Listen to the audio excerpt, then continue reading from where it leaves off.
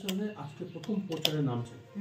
আপনার নিজের যে গত বিধানসভা এই লোকসভা নির্বাচন কেন্দ্র ছিল, সেখানে ছিল দক্ষিণ মালদা লোকসভা কেন্দ্রের প্রথম প্রচার, কেন উত্তর মালদা কেন? না, উত্তর মালদাতেও করবো।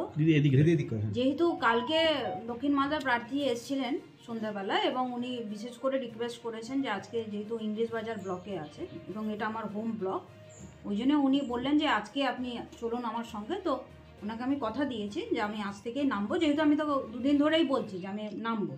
তো আজকে উনি একটা প্রোগ্রাম দিয়েছেন আমাকে, এবং আমাদের উত্তর মালদার প্রার্থীও উনি আমাকে একটা প্রোগ্রাম দিয়েছেন 24 তারিখে। তো আমি যেহেতু উনি আগে বললেন আমাকে, মানে আজকেই হোম ব্লকে নামার কথা বললেন, ওই জন্য আমি আজ থেকে নামছি এবং আমি দুটো প্রার্থী হয়ে প্রচারে নামবো। কি বলবেন প্রচারে? প্রচারে দেখুন, আমাদের সম্মানীয় মুখ্যমন্ত্রী প্রচুর কাজ করেছেন, মানুষের পাশে বিপদে আপদে সবসময় মুখ্যমন্ত্রী পাশে আছেন, তৃণমূল কংগ্রেস পাশে আছে। মানুষের পাশে যে মুখ্যমন্ত্রী থেকে এতগুলো উপকার করেছেন, মানুষের উন্নয়ন করেছেন, উন্নয়নের কথাটাই বিশেষ করে বলবো। এবং বিজেপি যে আমাদেরকে বঞ্চিত করার যে চেষ্টা করছে, যে চক্রান্ত করছে পশ্চিমবঙ্গের বিরুদ্ধে, সেটার বিরুদ্ধে বলবো এবং মানুষের কাছে আপিল করব যে আমাদের উত্তর মালদার প্রার্থী এবং দক্ষিণ মালদার তৃণমূল কংগ্রেসের প্রার্থীদেরকে বিপুল ভোটে যাতে জয়ী করে। আপনার এই কেন্দ্র দক্ষিণ লোকসভা কেন্দ্র, সেখানে আপনার পরিবারের সদস্য কংগ্রেসের টিকিট পাচ্ছেন এবং তিনি বরকতদার নাম বলবেন। তো এই জেলার ক্ষেত্রে বরকতদার একটা রাজনীতির ক্ষেত্রে, মানে ভোটের লড়ার ক্ষেত্রে একটি নাম, সেক্ষেত্রে আপনি তৃণমূল কংগ্রেসের একজন রাজ্যসভা সাংসদ, আপনার পরিবারের সদস্য কংগ্রেসের টিকিটে দাঁড়াবে, তো আপনি কি বরকতদাকে তৃণমূলের প্রচারে ইউজ করবেন না? দেখুন, বরকত সাহেবের ফ্যামিলির আমি একজন সদস্য, আর আমি গর্ববোধ করি যে এমন একজন নেতার ফ্যামিলির আমি একজন সদস্য, যিনি মালদার জন্য শুধু নয়, পুরো ভারতবর্ষের মানুষের জন্য প্রচুর কাজ করেছেন। বিশেষ করে মালদা, যেহেতু উনি মালদার ভূমিপুত্র, মালদাতে প্রচুর কাজ করেছেন, পশ্চিমবঙ্গে প্রচুর কাজ করেছেন এবং আজও মানুষ ভুলে যেতে পারেননি। তো আমাদের কাছে তো এইটাই একটা গর্ব যে আমরা এমন একটা ফ্যামিলিকে বিলং করি। অবশ্যই আমি ওনাকে দেখেই রাজনীতিতে নেমেছি, আমার মা রুবিনুর, ওনাকে দেখে রাজনীতিতে নেমেছি, আমি ইন্সপায়ার্ড হয়েছিলাম। কিন্তু পরবর্তীতে আমার মনে হয়েছে যে আমাদের নেত্রী মুখ্যমন্ত্রী যেভাবে কাজ করেছেন, মানুষের পাশে রয়েছেন, এবং সেই কারণে আর বিশেষ করে বিজেপিকে আটকানোর জন্য আমি তৃণমূল কংগ্রেস জয়েন করেছিলাম। তো এখন আমি তৃণমূল কংগ্রেসে আছি, বিশেষ করে আমাদের মুখ্যমন্ত্রী যে উন্নয়নগুলো করেছেন সেটা নিয়ে বলবো। এবং দেখুন, বরকত সাহেবের ফ্যামিলির তো আমি একজন সদস্য, সেটার আমি কখনো ডিনাই করতে পারি না, এবং আমার তো রাজনীতি শুরুই হয়েছিল কংগ্রেস থেকে, সেটাও আমি ডিনাই করতে পারি না। কিন্তু মুখ্যমন্ত্রীকে দেখে আমি তৃণমূল কংগ্রেস জয়েন করেছি, তো এইগুলো তো লুকাবার কিছু নেই, সবাই জানে। আপনার পরিবারের সদস্য যিনি কংগ্রেস টিকিটে দাঁড়িয়েছেন, তিনি বলছেন আপনার ইজ্জত দিচ্ছে না তৃণমূল কংগ্রেস, আপনার উচিত কংগ্রেসে ফিরে যাওয়া, এবং কংগ্রেসের দরজা আপনার জন্য খোলা রয়েছে। এই যে প্রতিক্রিয়া, আপনার যে এই যে মন্তব্য, এই বিষয়ে আপনার প্রতিক্রিয়া কি? আপনার কি করা উচিত? এটা ওনার পার্সোনাল ওপিনিয়ন, উনি ওনার পার্সোনাল ওপিনিয়ন জানিয়েছেন, এটার ব্যাপারে আমার তো মনে হয় আমাকে রেসপন্স করার কোনো ব্যাপার নেই। আমার যা বক্তব্য আমি তো ক্লিয়ার বলে দিয়েছি। তৃণমূল কংগ্রেসকে সত্যি ইজ্জত দিচ্ছে আপনাদের? দেখুন, আমি তৃণমূল কংগ্রেসের রাজ্যসভার সাংসদ, তৃণমূল কংগ্রেস তো আমাকে সেই ইজ্জত দিয়েছে। আমি তৃণমূল কংগ্রেসের ডিস্ট্রিক্ট প্রেসিডেন্ট ছিলাম, সেই ইজ্জত আমাকে দিয়েছে।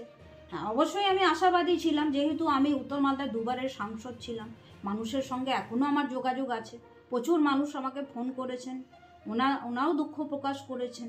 এবং যেহেতু আমি 2019 সালে হেরে গেছিলাম, বিজেপি জিতেছিল, তো ওইটা তো আমার টার্গেটই ছিল যে এবার বিজেপি যে সিটটা, বিজেপি তো পাওয়ার কথা ছিল না, কিন্তু যেহেতু ফ্যামিলি থেকে দুজন আমরা দাঁড়িয়ে গেলাম, ভোট ভাগাভাগি হয়ে গেল, সেই ভাগে বিজেপি জিতে গেল।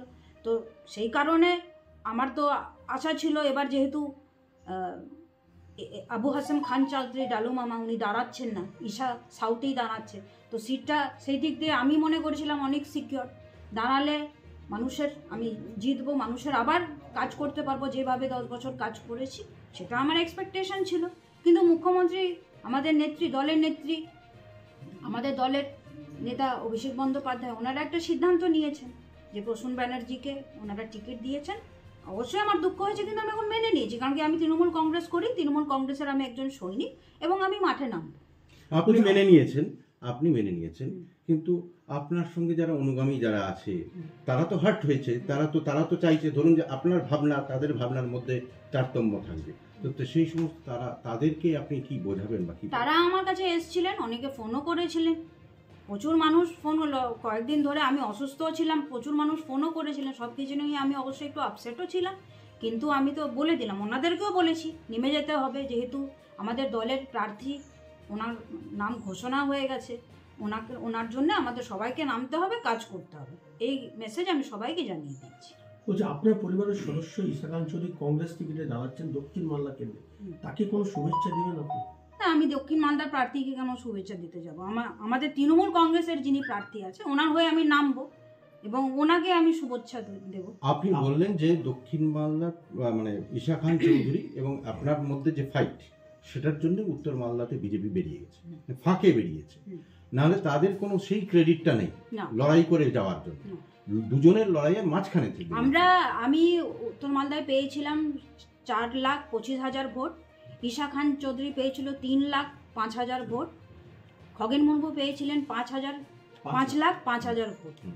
তো যেহেতু আমাদের ভোটটা ভাগ হয়েছিল, সেই জন্য খগেন মুর্মু বেরিয়েছে। হ্যাঁ, তো সেক্ষেত্রে এবারের সম্ভাবনা তো সেই অঙ্ক মিলছে না, এবারের তো অঙ্কটা মিলছে না সেরকম ভাবে।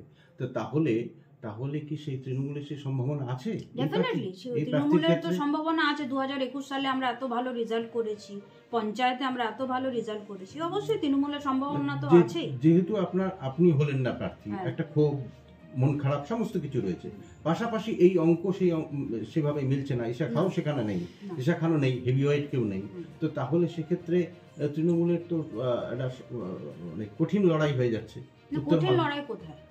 তৃণমূলের তো দেখুন প্রচুর কাজ হয়েছে, এবং তার উপরে আমি তো বললামই বিধানসভায় আমাদের রেজাল্ট ভালো হয়েছে, পঞ্চায়েতে আমাদের রেজাল্ট ভালো হয়েছে। অবশ্যই মানুষ একটা আশা করেছিলেন, কিন্তু দেখুন না, সেটা তো হয়নি। এখন সেটা নিয়ে তো বসে থাকলে হবে না, আমাদেরকে তো কাজ করতে হবে।